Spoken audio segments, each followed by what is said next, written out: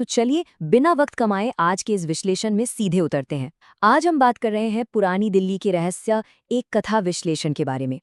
आज हम एक ऐसी कहानी के पन्ने पलटने वाले हैं जिसकी गूंज पुरानी दिल्ली की उन संकरी, ठंडी और घुमावदार गलियों में आज भी महसूस की जाती है। बस एक पल के लिए इमेजिन कीजिए, रात के ठीक 12 बज रहे हैं। हर तरफ एक अजीब सा गहरा सन्नाटा पसरा हुआ है और दिल्ली की वो जमा देने वाली सर्द हवा सुनसान गलियों के बीच से गुजरते हुए एक डरावनी सीटी सी बजा रही है।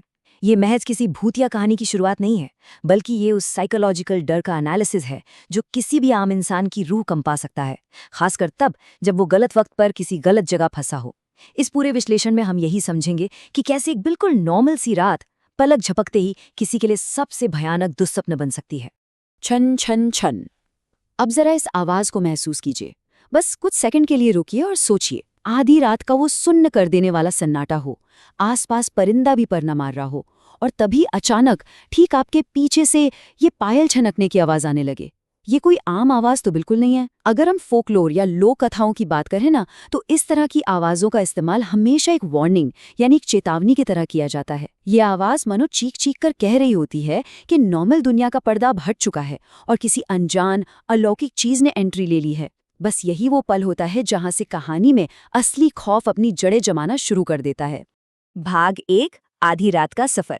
यहीं से हमारे मुख्य किरदार रोहित की इस रोंगटे खड़े कर देने वाली कहानी की शुरुआत होती है, जब वो शॉर्टकट के चक्कर में उस सुनसान गली में जाने का फैसला करता है।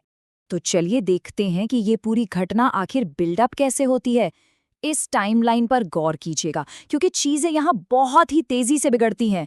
सबसे पहले क्या होता है, एक नॉर्मल सी मैकेनिकल खराबी, चलती हुई बाइक अचानक झटके से बंद हो जाती है। लाख कोशिशों के बाद भी स्टार्ट ही नहीं होती, और ठीक उसी वक्त वो रहस्यमयी पायल की आवाज गूंजती है। रोहित जैसे ही पलटकर देखता है तो सफेद साड़ी पहने एक औरत, जिसका चेहरा पूरी तरह उसके उलझे बालों से ढका हुआ है, वो धीरे धीरे उसकी तरफ बढ़ रही होती है।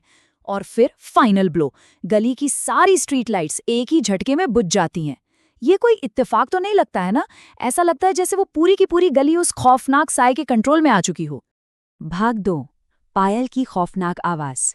सारी लाइटें जाने के बाद अब उस घुप अंधेरे में सिर्फ 2 ही चीजें बचती हैं, वो लगातार पास आती छन छन की आवाज और एक अनजाना सा खौफ। अब देखिए, जब इंसान अचानक ऐसे अंधेरे में फंसता है तो उसका पहला रिफ्लेक्स क्या होता है? जाहिर है, वो रोशनी ढूंढता है। रोहित की धड़कनें बेतहाशा तेज हो चुकी हैं और घबराहट में वो अपने फोन की टॉर्च ऑन कर देता है।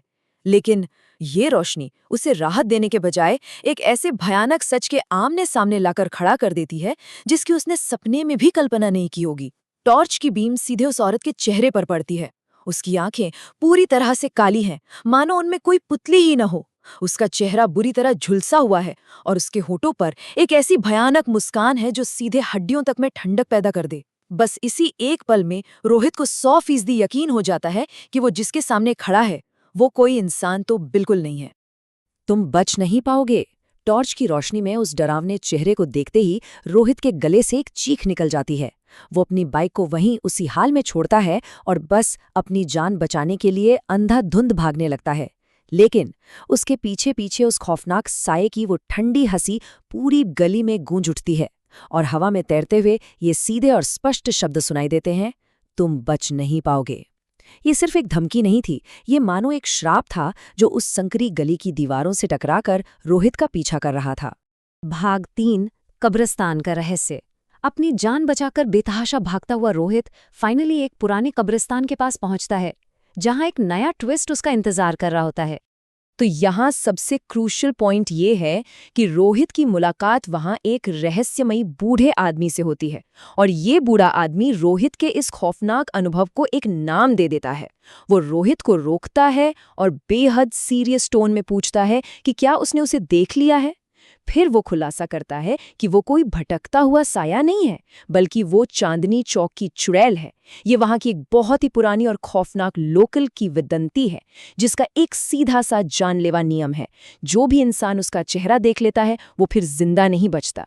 अब आप समझ रहे हैं, ये इन्फॉर्मेशन रोहित के डर को एक अलग ही लेवल पर ले जाती है। अब ये सिर्फ एक भूत से सामना होने की बात नहीं रह गई थी, ये एक ऐसी मौत की भविष्यवाणी बन चुकी थी जिसे टाला नहीं जा सकता। और इसके बाद तो कहानी अपने सबसे रोंगटे खड़े कर देने वाले क्लाइमैक्स पर पहुंच जाती है। उस बूढ़े आदमी की बात अभी पूरी भी नहीं हुई थी कि अचानक रोहित के ठीक पीछे फिर से वही आवाज गूंजने लगती है, छन छन छन। इससे पहले कि रोहित कुछ रिएक्ट कर पाता, वो बूढ़ा आदमी जो उसे ये सब बता रहा था, वो हवा में कहीं गायब हो जाता है, एकदम छूमंतर। अब रोहित वहां बिल्कुल अकेला है, निहत्था और डरा हुआ। वो कांपते हुए धीरे से पीछे मुड़कर देखता है, और इस बार वो डरावनी औरत दूर नहीं बल्कि बिल्कुल उसके चेहरे के सामने उससे सटकर खड़ी है। जरा इमेजिन कीजिए इस पॉइंट पर रोहित की क्या हालत हो रही होगी। एक तरफ वो भयानक साया जिसकी आंखों में सिर्फ घना कालापन है, और दूसरी तरफ वो खौफनाक नियम कि उसे देखने वाला कोई भी इंसान आज तक नहीं बचा है। आसपास कोई मदद नहीं, बचाव का कोई हथियार नहीं, भागने का कोई भी रास्ता नहीं। तो ऐसे में अब रोहित के पास क्या ही रास्ता बचा था?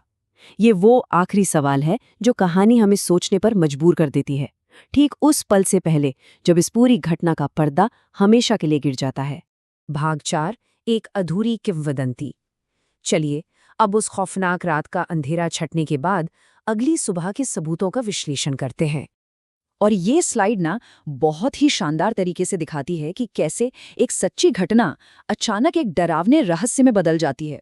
ध्यान दीजिए, लेफ्ट साइड में वो भौतिक साक्ष्य है जो अगली सुबह उसी गली में मिला, यानी रोहित की लावारिस बाइक। ये इस बात का एकदम सॉलिड प्रूफ है कि रोहित कल रात सच में वहां मौजूद था। लेकिन राइट साइड में देखिए, रोहित का खुद का कहीं कोई अता पता नहीं है, वो मानो हवा में गायब हो चुका है। एक तरफ बाइक का मिलना और दूसरी तरफ इंसान का हमेशा के लिए लापता हो जाना। इसी अजीब से विरोधाभास ने इस केस को एक नॉर्मल मिसिंग पर्सन की फाइल से हटाकर दिल्ली के सबसे खौफनाक रहस्यों में शामिल कर दिया। वो रात तो गुजर गई, रोहित भी गायब हो गया, लेकिन कहा जाता है कि वो खौफ आज भी पुरानी दिल्ली की उस घुमावदार गली में मंडराता है। स्थानीय लोगों की माने तो कहानी वहां खत्म नहीं हुई थी। उनका दावा है कि आज भी अगर कोई आधी रात के वक्त उस गली से गुजरे तो उसे वो रहस्यमयी पायल की आवाज बिल्कुल साफ साफ सुनाई देती है, छन छन छन। और यही वो दावे हैं जो इस किंवदंती को सिर्फ अतीत का एक पन्ना नहीं बनने देते, बल्कि आज के इस मॉडर्न समय में भी इसे पूरी तरह से जिंदा रखे हुए हैं। तो अब जैसे जैसे हम इस विश्लेषण के अंत पर आते हैं, एक बहुत ही गहरा और साइकोलॉजिकल सवाल हमारे सामने खड़ा हो जाता है। अर्बन लेजेंड्स की सच्चाई पर हमेशा बहस होती रही है, तो जरा इस पर विचार कीजिएगा। क्या चांदनी चौक की चुड़ैल की वो पुरानी कहानी लोगों के दिमाग में पहले से इतनी रची बसी थी कि उन्होंने रोहित के गायब होने को उसी चश्मे से देख लिया?